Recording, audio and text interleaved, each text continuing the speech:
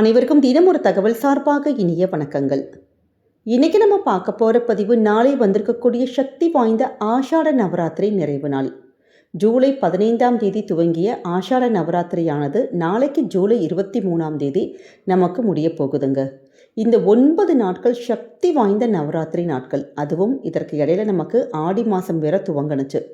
ஆடி மாதமே பொதுவாக அம்மனுடைய வழிபாட்டுக்கான ஒரு மாதம். அதுவும் இந்த உக்கிர தெய்வமான வாராகியை நம்ம இந்த நாட்களை நம்ம வழிபடுறப்ப நம்ம வாழ்க்கையில் எவ்வளவு பெரிய கஷ்டங்கள் இருந்தாலும் அந்த கஷ்டத்தை வேரோடு அறுத்து நம்ம வாழ்க்கையில் நிச்சயமாக சுபிக்ஷத்தை தருவாள் வாராகி. அந்த வகையில் இந்த 9 நாட்கள் நாங்கள் இத்தனை நாள் நவராத்திரியில் கொண்டாடவே முடியலங்க எங்களுக்கு. அப்படிங்கிறவங்க கூட நாளைக்கு மாலையில் எளிமையான முறையில் இந்த தீப வழிபாட்டை அன்னை வாராகியை வேண்டி உங்கள் வீட்டிலே நீங்கள் செஞ்சு பாருங்கள், கை மேல் பலன் கிடைக்கும்.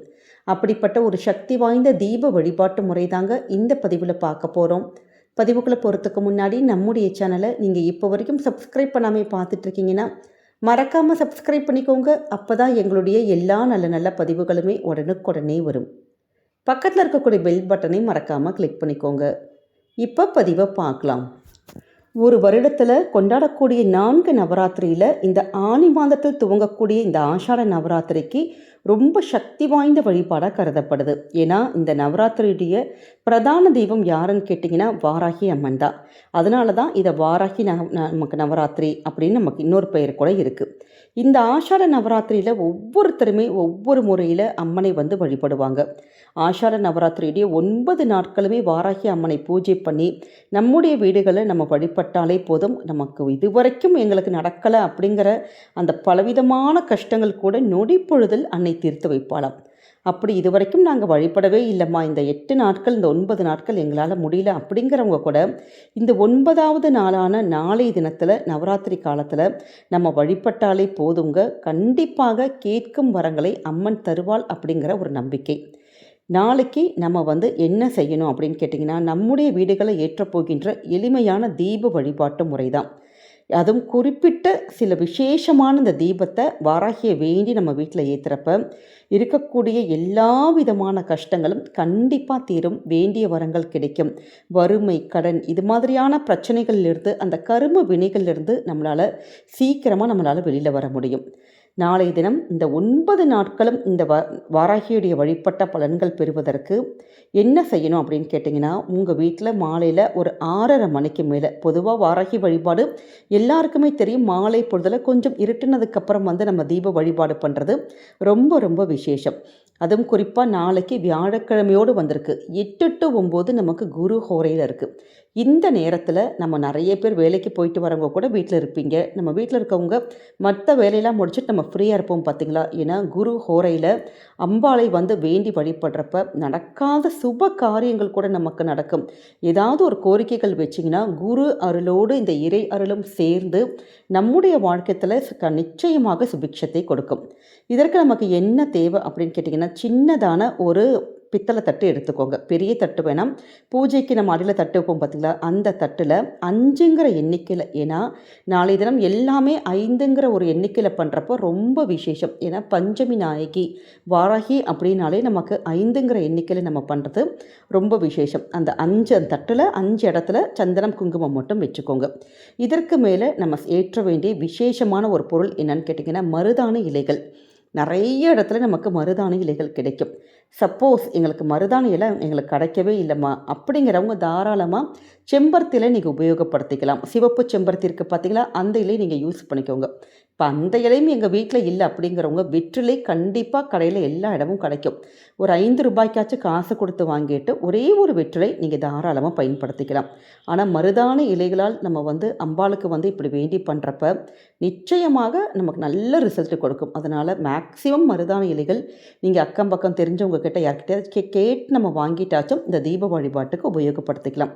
அப்படி மருதாணி இலைகளை ஃபுல்லாக பரப்பிட்டு அந்த இலையில் 2 கிராம்பு 2 ஏலக்காய் மட்டும் வச்சு கொஞ்சம் சில்லறை காசுகள் மட்டும் பரப்பிட்டு அதற்கு மேலே ஒரே ஒரு அகல் விளக்கு மட்டும் ஏற்றணும்.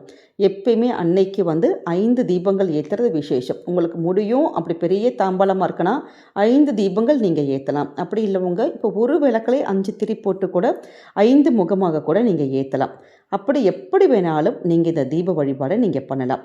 இந்த விளக்கு ஏற்றுறதுக்கு சுத்தமான நமக்கு நல்லெண்ணெய் அல்லது சுத்தமான பசுனை, இதில் ரெண்டில் ஏதாவது ஒன்று விட்டு நம்ம ஏற்றணும். கலப்பு எண்ணெய்கள் வச்சு நம்ம தீபங்கள் ஏற்றக்கூடாது. அதே மாதிரி அந்த தீபம் இருக்குது பார்த்திங்களா, அதில் வந்து 2 ஏலக்காயினுடைய விதைகள் இருக்குது பார்த்திங்களா, அந்த விதைகள் போட்டுட்டு ஒரு துள்ளி அந்த பச்சை கற்பூரம் மட்டும் நீங்கள் பொடி பண்ணிவிட்டு, இல்லாட்டி இந்த ஏலக்காயும் பச்சை கற்பூரமும் அந்த கிராம்பெல்லாம் சேர்ந்து நிறைய பேர் பொடி பண்ணி வச்சுருப்போம், அந்த பொடியை கூட நீங்கள் இதில் போட்டுக்கலாம். இதெல்லாம் நமக்கு தன ஆகர்ஷண சக்தி கொடுக்கக்கூடிய அற்புதமான மூலிகை வஸ்துகள். அதை போட்டுட்டு நீங்கள் அப்படியே வந்து இப்போ எண்ணெய் நீங்கள் வந்து யூஸ் பண்ணுறதுக்கு முன்னாடி கூட நீங்கள் சாயங்கால வெளியில் கூட அந்த எண்ணெயில் கூட தனியாக எண்ணெயிலையோ நெய்லையோ கூட தனியாக கூட நீங்கள் விட்டு ரெடி பண்ணி கூட நீங்கள் வச்சுக்கலாம். இப்படி இந்த தீபத்தில் வந்து இந்த விளக்கில் இந்த பொடி, இல்லாட்டி நம்ம உங்ககிட்ட பொடி இல்லாதவங்க பச்சை கற்பூரமும் ஏலக்காயினோட உள்ளே இருக்கக்கூடிய அந்த விதைகளையும் நீங்கள் போட்டுட்டு ஒரு தீபம் வந்து நம்ம ஏற்றணும். தீபம் வந்து குறைந்தது 1 மணி நேரமாச்சும் நம்ம வீட்டில் இந்த விளக்கை எரியணும். இந்த விளக்கு வந்து அப்படி தீபங்கள் ஏற ஏற அந்த விளக்குலேருந்து வரக்கூடிய அந்த தெய்வீக மனமானது வாராகி மற்றும் மகாலட்சுமிக்கு ரொம்ப விருப்பமான ஒரு அந்த தெய்வீக வாசனையே நம்ம குடும்பத்தில் அந்த இறை சக்தியை நமக்கு வந்து கொண்டு வந்து அந்த இடத்துல உட்கார வைக்கும்.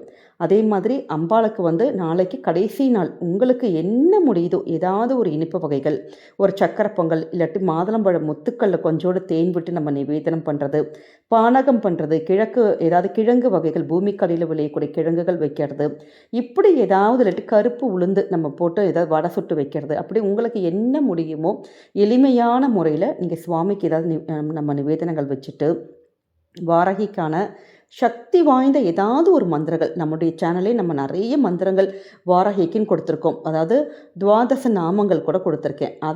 அந்த மந்திரத்தை சொல்லலாம். இல்லாட்டி ஓம் வாராகியே போற்றி, வாராகி தாயே நமக அப்படிங்கிற மந்திரத்தை குறைந்தது 11 முறை, இல்லாட்டி ஒரு 5 நிமிஷம் உட்காந்து கணக்குகள் எல்லாம் இல்லாமல், அதாவது நமக்கே தெரியும் ஒரு 5 நிமிஷம் ஒரு மந்திரத்தை நம்ம சொன்னோன்னா குறைந்தது ஒரு 108 முறையாச்சும் நமக்கு வரணும். அப்படி உங்களுக்கு எவ்வளோ நேரம் முடியுமோ மனசார இந்த மந்திரத்தை சொல்லி நீங்கள் உங்கள் மனசில் வந்து என்ன கஷ்டங்கள் குறைகள் உங்களுக்கு ஒரு வேண்டுதல்கள் இருக்கோ அதை வாராகிக்கிட்ட சொல்லி வழிபட்டாலே போதும்.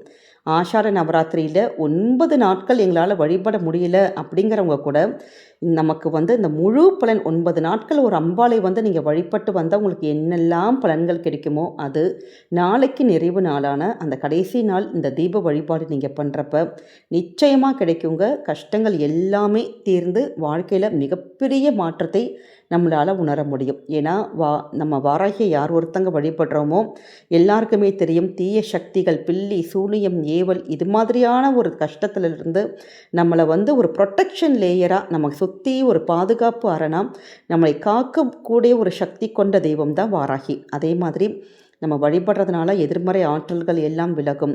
கண்ணுக்கு தெரியாத எப்படிப்பட்ட எதிரி பிரச்சனைகளாக இருந்தாலும் நிச்சயமாக தீரும்.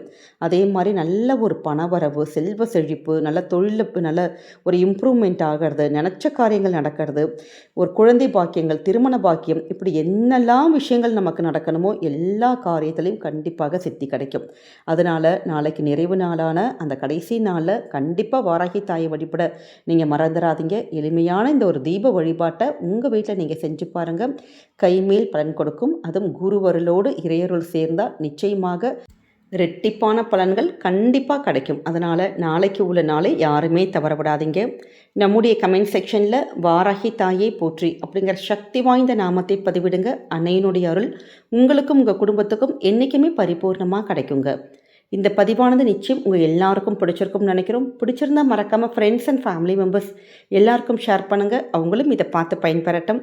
நம்முடைய சேனலை நீங்கள் இப்போ வரைக்கும் சப்ஸ்கிரைப் பண்ணாமல் ஃபாலோ பண்ணாமல் பார்த்துட்ருக்கீங்கன்னா மறக்காமல் சப்ஸ்கிரைப் பண்ணிக்கோங்க. மீண்டும் வேறொரு நல்ல பதிவில் உங்களை சந்திக்கிறோம். நன்றி, வணக்கம்.